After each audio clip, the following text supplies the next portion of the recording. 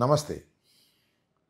ఈ మధ్య కాలంలో జరుగుతున్నటువంటి పరిణామాలను మనం కాస్త లోతుగా, నిశితంగా పరిశీలిస్తే ఆంధ్రప్రదేశ్ రాజకీయాల్లో ఏదో ఒక పెద్ద మార్పు జరగబోతుంది అనేటువంటి సందేహం కలుగుతా ఉంది.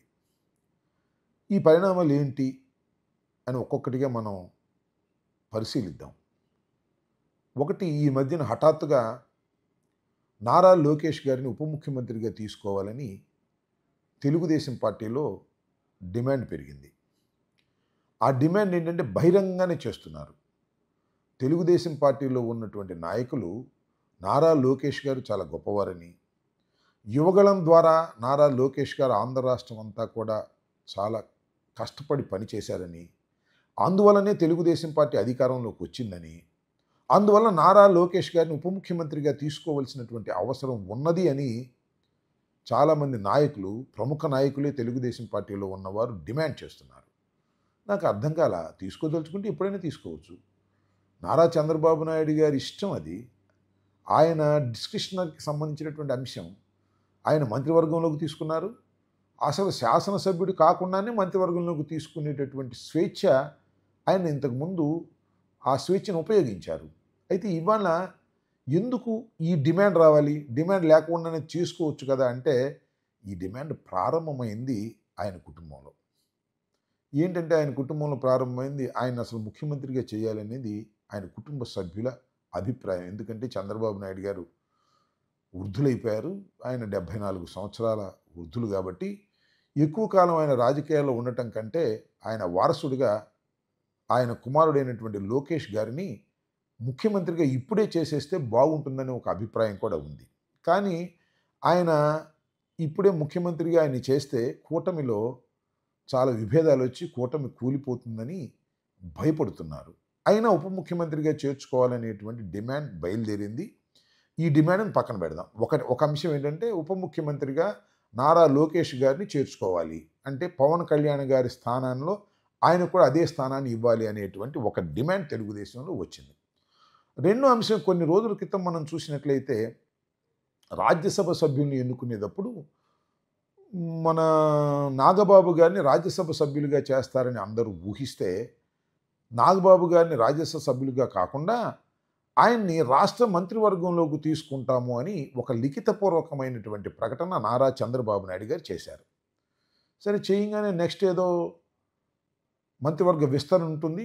ఎలాగూ ఒక సభ్యులు ఖాళీగా ఉన్నారు కాబట్టి నాగబాబు గారిని మంత్రివర్గంలోకి తీసుకుంటారని, తీసుకోవడంతో పాటు శాఖను కూడా ఫలాన్ని కేటాయించబోతున్నారని చాలా విపరీతమైన ప్రచారం జరిగింది.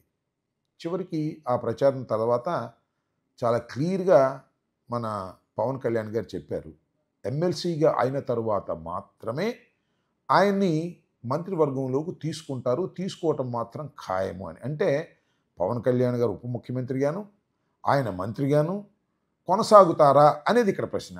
అంటే ఆయన మంత్రివర్గంలోకి తీసుకొని నారా లోకేష్ గారిని ఉప ముఖ్యమంత్రిగా చేసి పవన్ కళ్యాణ్ గారిని కేంద్ర క్యాబినెట్లోకి తీసుకుంటారనేటువంటి ప్రచారం కూడా ఒకటి విస్తృతంగా సాగుతూ ఉన్నది. కొంతమంది ఏమంటారంటే, లేదండి, పవన్ కళ్యాణ్ గారు రాష్ట్ర రాజకీయాల్లోనే ఉంటారు, పవన్ కళ్యాణ్ గారు అన్నగారైనటువంటి చిరంజీవి గారిని కేంద్ర మంత్రివర్గంలోకి తీసుకుంటారు అనేటువంటి మాట కూడా ఇవాళ మనకి వినిపిస్తూ ఉంది. ఎందుకంటే మొన్న సంక్రాంతి సందర్భంగా కిషన్ రెడ్డి గారి ఇంటికాడ సంక్రాంతి సంబరాలు జరిగితే ప్రధానమంత్రి గారితో పాటు మన చిరంజీవి గారు కూడా వెళ్ళి పాల్గొవటం వలన ఈ ప్రచారాన్ని కొద్దిగా బలం పుంజుకుంది. అయితే నేనైతే అనుకుంటున్నాను, చిరంజీవి గారు మళ్ళీ తిరిగి రాజకీయాల్లోకి వస్తారని మాత్రం నేను భావించడం లేదు. అయితే మరి పవన్ కళ్యాణ్ గారు కేంద్ర రాజకీయాల్లోకి వెళ్తారా? ఇది ఒక ప్రశ్న.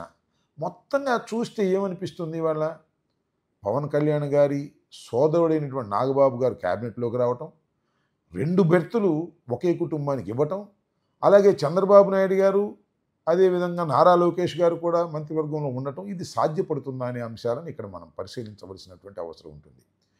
నారా లోకేష్ గారు అయితే తప్పనిసరిగా మంత్రివర్గంలో ఉన్నారు కాబట్టి ఉప ముఖ్యమంత్రి just it is a promotion. పైగా ఉప ముఖ్యమంత్రికి పెద్ద విలువేమీ లేదనే మాట నేను చెప్పినటువంటి మాట కాదు ఇది. రాధాకృష్ణ గారు ఆంధ్రజ్యోతి అధిపతులు వారే చాలా స్పష్టంగా చెప్పారు, రాజ్యాంగపరమైన పదవి కాదు అని. నిజంగా కూడా అది రాజ్యాంగ పరమైన పదవి కాదు. మేము వైఎస్ఆర్ కాంగ్రెస్ పార్టీ అధికారంలో ఉన్నప్పుడు 5గురు ఉప ముఖ్యమంత్రులు ఉన్నారు.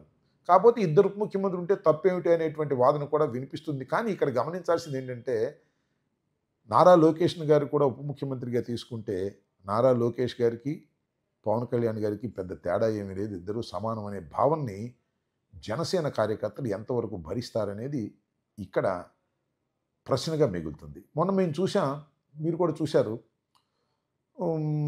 మన ప్రధానమంత్రి గారు విశాఖపట్నం వచ్చినప్పుడు వెనకాల బ్యానర్‌లో చంద్రబాబు నాయుడు గారు, మరో పక్కన ఉప ముఖ్యమంత్రి గారు, ఈ పక్కన మళ్ళా నారా లోకేష్ గారు ఉన్నారు. మధ్యనేమో మన ప్రధానమంత్రి గారు. అంటే నారా లోకేష్ గారికి, పవన్ కళ్యాణ్ గారికి ఇచ్చినంత ప్రాధాన్యత మరి బ్యానర్‌లు ఇస్తున్నటువంటి అంశం మనం చూసినప్పుడు, నారా లోకేష్ కాబోయే ముఖ్యమంత్రి అని ఒక వాదన, కాబోయే ఉప ముఖ్యమంత్రిని ఒక వాదన వినిపిస్తున్నాయి. మొత్తంగా ఈ పరిణామాలన్నిటినీ మనం గమనించినట్లయితే ఏదో ఒక మార్పు ఈ రాష్ట్రంలో జరగబోతుంది అని. ఏం మార్పు అది? కేంద్రంలోకి పవన్ కళ్యాణ్ తీసుకుంటారా? కేంద్రంలోకి చిరంజీవి గారిని తీసుకుంటారా? నాగబాబు గారిని ఇక్కడ తీసుకుని పవన్ కళ్యాణ్ గారు కూడా ఇక్కడ కొనసాగుతారా? ఇవన్నీ చాలా ప్రశ్నలు.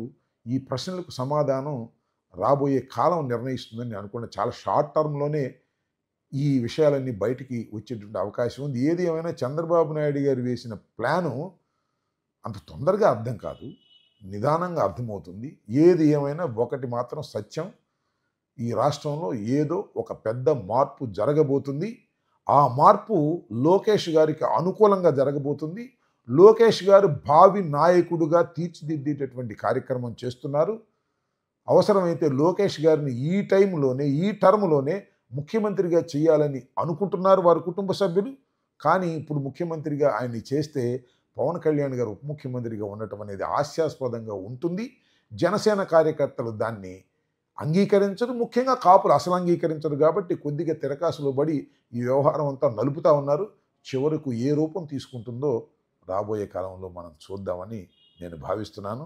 చాలా పెద్ద తెలివితేటలతో చంద్రబాబు నాయుడు గారు ఆడుతున్నటువంటి ఈ నాటకంలో ఖచ్చితంగా చంద్రబాబు నాయుడు గారు విజయవంతం అవుతారని మాత్రం నేను అనుకోవడం లేదు.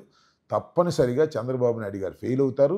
కొడుకు కోసం చివరికి రాష్ట్రాన్ని బలి చేసేటటువంటి పరిస్థితికి చంద్రబాబు నాయుడు గారు వెళ్ళబోతున్నారని నేను ఈ సందర్భంగా భావిస్తున్నాను. రాబోయే కాలంలో అన్ని వాస్తవాలు తెలుస్తాయి. దీన్ని గుర్తుపెట్టుకోమని మీ అందరికీ కూడా నేను సవినయంగా మనవి చేస్తున్నాను.